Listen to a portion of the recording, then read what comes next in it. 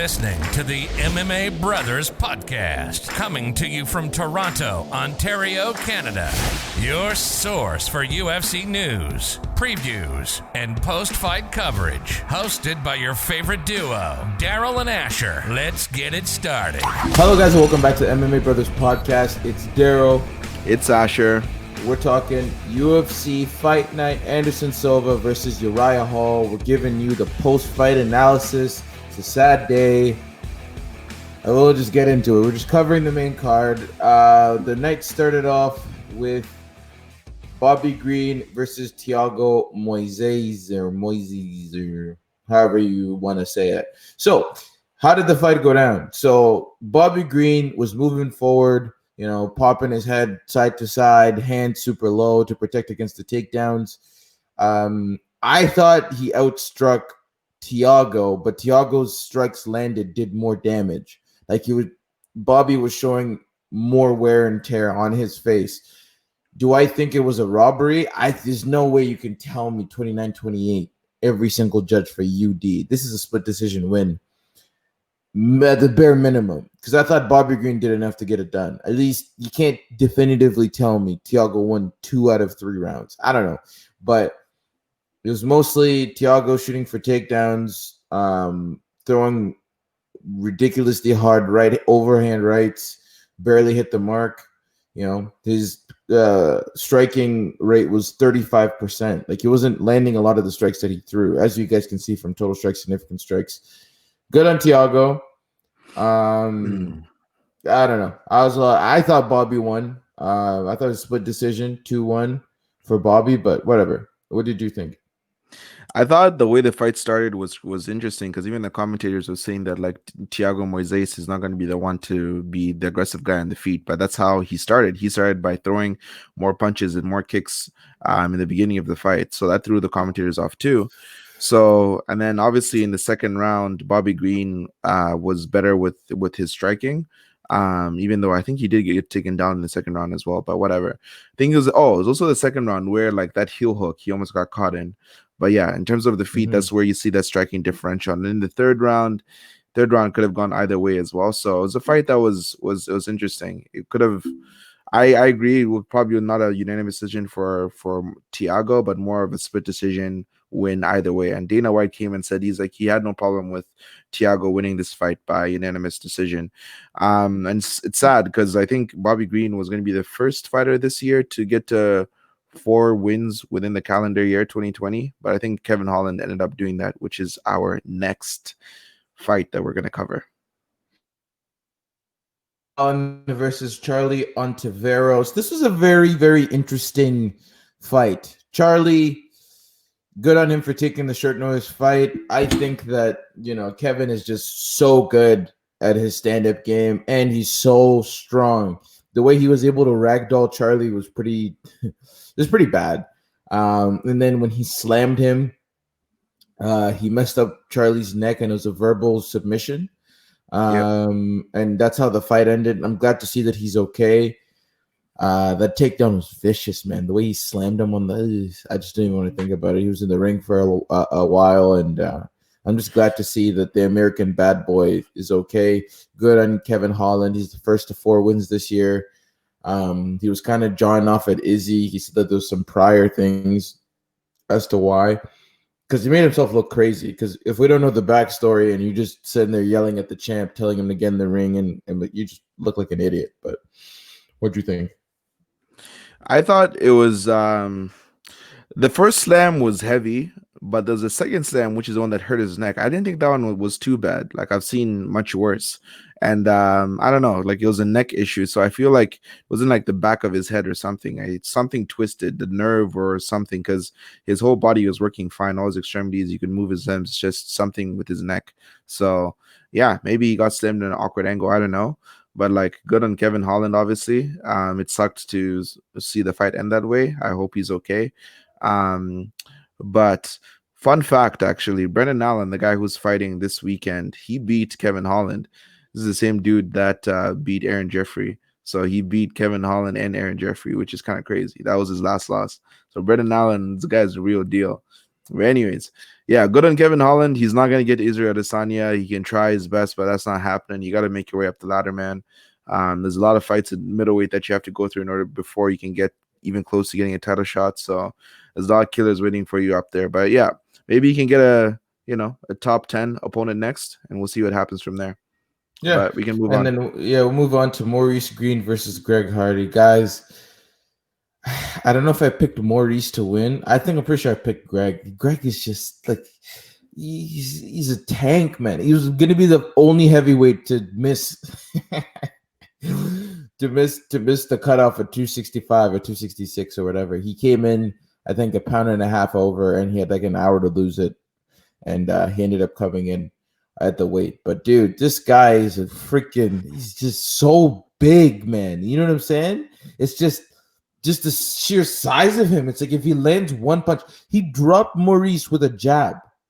It's like a screw jab, right? Like it kind of twists at the end. But like still though, he dropped him with a jab. Kudos to Maurice.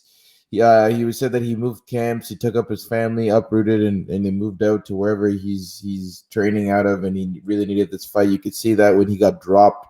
You know what I mean? He had no quit left in him. He was kind of angry with the stoppage, but dude, do you want Greg Hardy to send you to the hospital and you be unconscious? You know what I mean? Like you got dropped. The end was coming. The referee spared you the unnecessary strikes to the dome so you can live to fight another day. What did you think? Yeah, I thought so too. Greg Hardy, like you said, he has crazy power, and he dropped him with a jab. And it was tough to see Maurice Green. I know he was complaining about the stoppage, but the stoppage was just fine, I think, after he accepted it. But yeah, Greg Hardy, good. This guy, remember he fought Volkov in his last fight. I don't know if he fought since then. That may have been his last fight. Maybe we got one in. But he fought Volkov, and you saw what Volkov did to Walt Harris. And Greg Hardy went 3 rounds against Volkov.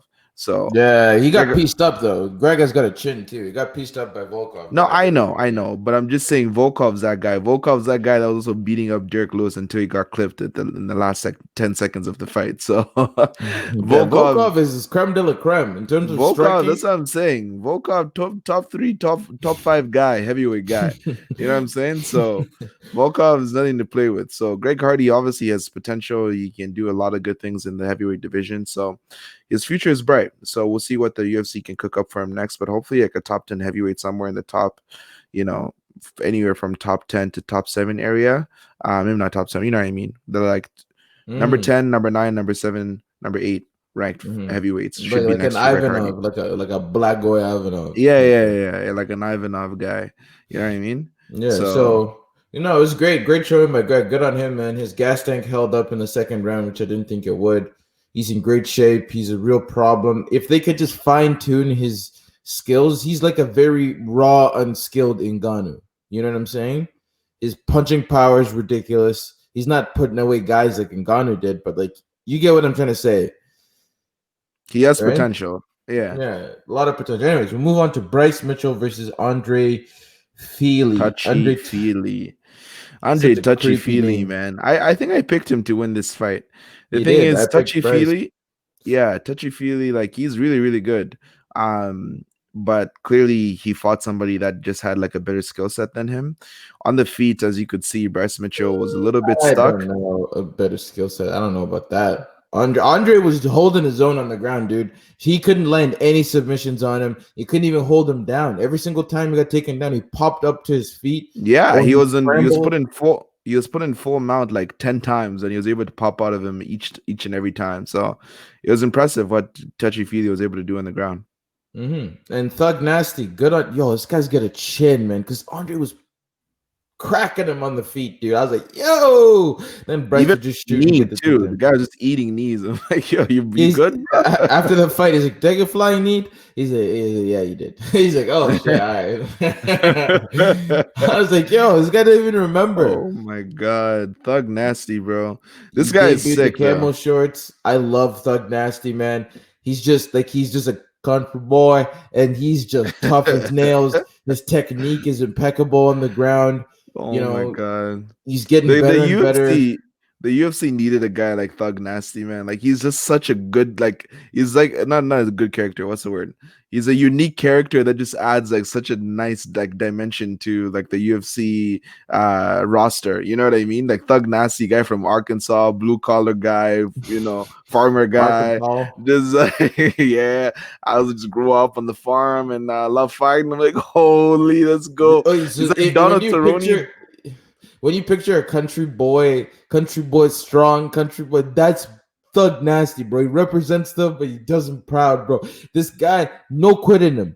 He knew he was getting outclassed in the feet. He's like, all right, dude, I got to take him down. He takes him down. Guy pops up. He's like, all right, cool. Do you want to do that? I'm going to take you down again. And his iron will is what won him this fight. Southern strong, Arkansas, let's go. You know what I mean? Yeah, so I'm looking forward to see what he can do next. But yeah, it's kind of like I'm not gonna call him Khabib, but I don't know who to compare him to because no, I know, but what I'm saying is this is a 145 division. This is what I want to see. I want to see Bryce Mitchell versus Brian Ortega eventually. That to me would be a dope fight. I know Brian Ortega's stand-up's gone better since he fought Max Holloway. But Bryce Mitchell has the way to go in terms of his stand-up, but on the ground, like both of those guys. No. Yeah. Brian on the ground is bodying Bryce Mitchell. Come on. I don't know. Forget, man. Come on. Like I get it, the recency bias, but yo, don't forget who Brian is, bro. Don't forget this nigga's throwing standing guillotines on niggas, bro. Jumps to guard, chokes him out while the guy's still standing. I mean, come on. You know what I'm saying? Yeah, Bryce got a twister or whatever. I'm just telling you, man. There's levels, bro. Brian, anyone who can piece up the zombie and as well as submit the zombie if it went there is you know what I'm saying?